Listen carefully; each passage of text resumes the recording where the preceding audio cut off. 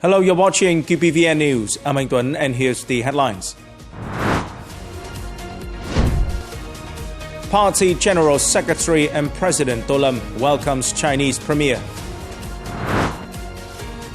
Vietnamese and Lao armed forces offer free health checkups to locals.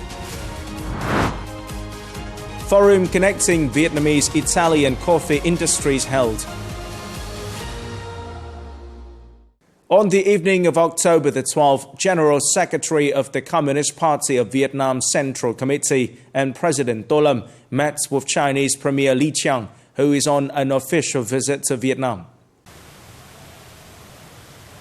Welcoming Mr. Li Qiang's first visit to Vietnam as the Premier of China, Party General Secretary and President Do Lam stressed that the visit is of great significance as it helps develop the relations between the two parties and the two countries in a deeper and more substantive and comprehensive direction, meeting the aspirations and common interest of the people of both countries for peace, cooperation and development in the region and the world.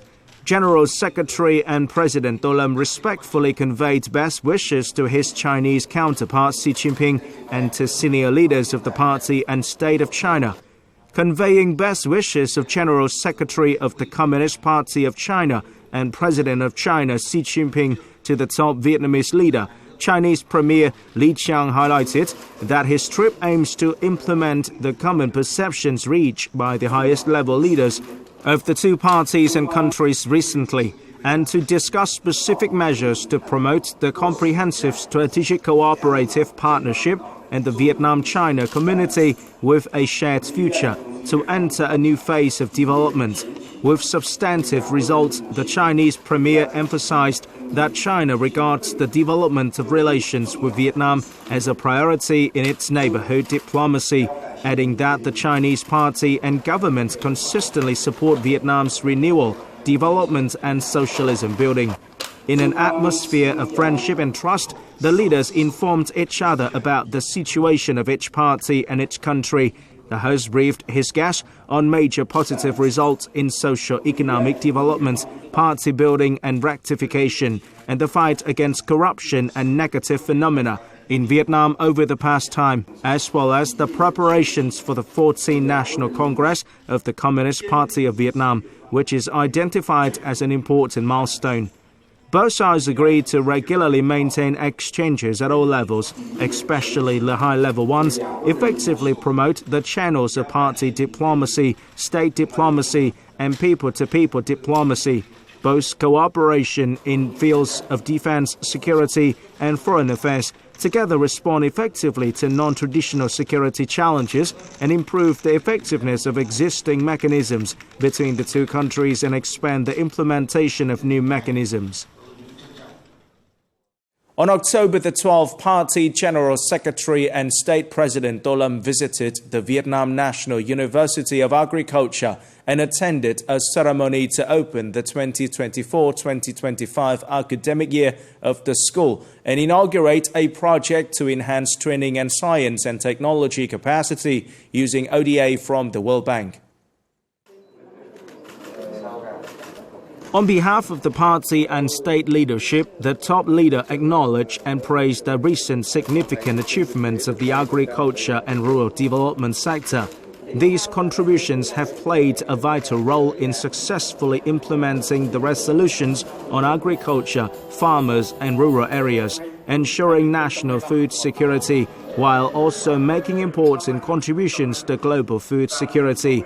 Among these achievements, the Vietnam National University of Agriculture has made outstanding contributions. He expressed his belief that the VNUA, with its 68-year tradition, will continue to achieve even more outstanding accomplishments and innovate itself to deserve a leading center for training, scientific research and startup in Vietnam, and contribute more to the development of Vietnam's agriculture during this robust digital transformation and effectively serve the country's industrialization and modernization efforts. On October the 12th, Prime Minister Phạm Minh Chính, chairman of the National Committee on Digital Transformation, chaired the event marking the National Digital Transformation Day 2024. The event was held in both online and offline formats, with representatives of 63 provinces and centrally run cities connected digitally. Opening the event, Prime Minister Phạm Minh Chính informed the participants about the results of the 44th and 45th ASEAN Summit and related summits in Laos. He noted that the leaders of the ASEAN countries and ASEAN's partners all pointed to global issues including digital transformation, digital economy, digital government, digital society, digital citizens, green transformation, connecting infrastructure, including transportation, soft connectivity, harmonious and sustainable development. He emphasized that digital transformation is an inevitable trend, a strategic choice, and a top priority for rapid and sustainable development. It is part of the course of national development of the party, military and people in the realization of the aspiration of building a strong and prosperous country for the prosperous and happy life of the people, leaving no one behind. In 2024, the National Digital Transformation Day is themed Universalizing Digital Infrastructure and Innovating Digital Applications to Develop the Digital Economy, a new driving force for economic growth and labor productivity improvement. This theme conveys a message about the government's determination to pursue the digital transformation revolution in a profound, comprehensive, substantive, and effective manner in order to promote fast and sustainable socio-economic development, thus improving the material and spiritual life of the people and modernizing national governance. The Prime Minister required the participants to fully and accurately access the results of the national digital transformation in 2024, especially in the digital economy, review the contributions of the Community Digital Technology Group in the national digital transformation, while coming up with strategic orientation, viewpoints, tasks, and main solutions on digital transformation and digital economic development in the coming time.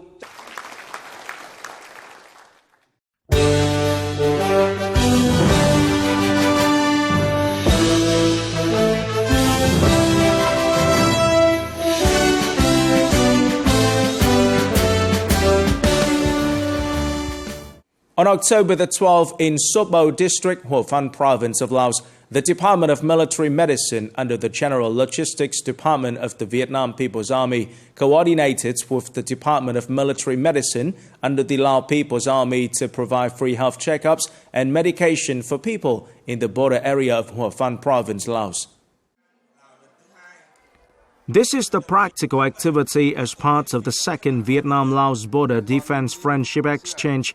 About 2,000 Lao and Vietnamese people living in the shared border areas are expected to receive free health checkups for 3 days, October the 12th, the 13th and the 14th. On the morning of October the 12th, at Reup District Medical Clinic in Hủa Phan Province, over 1,100 Lao and Vietnamese people received free health checkups and medication. In addition, people also received gifts. Coming up next, Forum Connecting Vietnamese-Italian Coffee Industry held. Young entrepreneurs' aspiration to preserve traditional tea. A large-scale forum on Vietnamese and Italian coffee was held for the first time during the ongoing Vietnam-Italy Coffee Day in Turin City, Italy. Businesses from the two coffee powerhouses had the opportunity to share experience, share cooperation opportunities, and establish partnerships. In his opening remarks, Ambassador Dương Hải Hưng said the forum offered a valuable opportunity for both sides to explore the potential for establishing concrete partnerships and collaboration across various stages. For her part, Deputy Mayor of Turin, Michela Favaro, noted that Italy is renowned for its coffee culture and expressed her desire for the forum to successfully connect Vietnamese and Italian businesses. The participation of Vietnamese firms in the forum marks their expansion into the Italian market, an important market for European coffee. For Italy, the cooperation also opens up opportunities to exploit a larger market in Asia. In the context of local economic development, small and medium-sized businesses, particularly cooperatives, are reaffirming their vital role in conserving and promoting traditional values.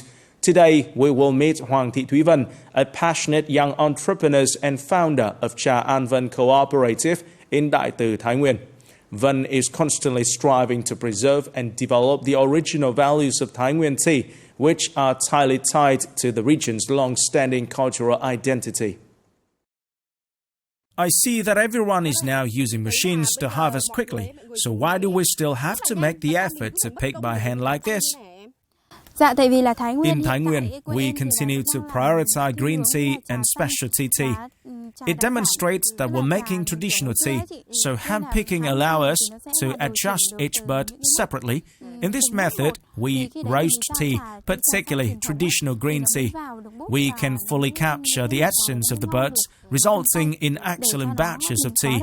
Hand-picking allows us to collect the most pure raw materials, and then we process the tea using firewood, which infuses the flavor of the wood into the tea batch, keeping the essence of traditional tea.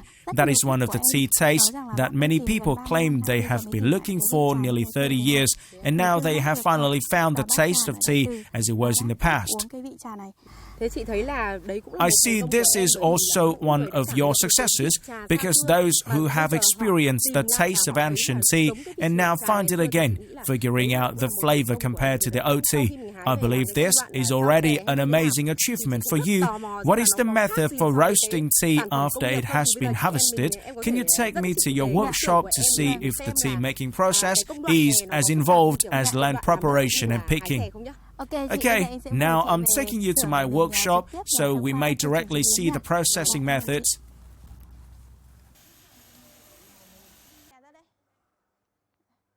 We use firewood for roasting. Currently, the steps include taking the fresh tea leaves and putting them into that spinning tin container. Normally, it takes around an hour. It is determined by several elements, including whether the tea was collected on a rainy or sunny day. Is this also a traditional production, right? Yes, that means using firewood to roast. Electricity only supports rotating this machine. However, making a batch of traditional green tea from fresh tea leaves requires 4 major steps. First, we put it into the fermentation process. When it becomes pliable, as in the previous batch, we move it to the kneading machine. After kneading, we remove the tea, flop it up again, and wilt it more. This means that we'll dry it again with a fan. We then roast it till it is absolutely dry. When it has dried to 70%, I will scoop it out and blend around 3 batches of dried tea into 1 batch for flavoring. That's final step. This is the scale for producing traditional flavored tea. This is the tea that you just showed me how to make, right?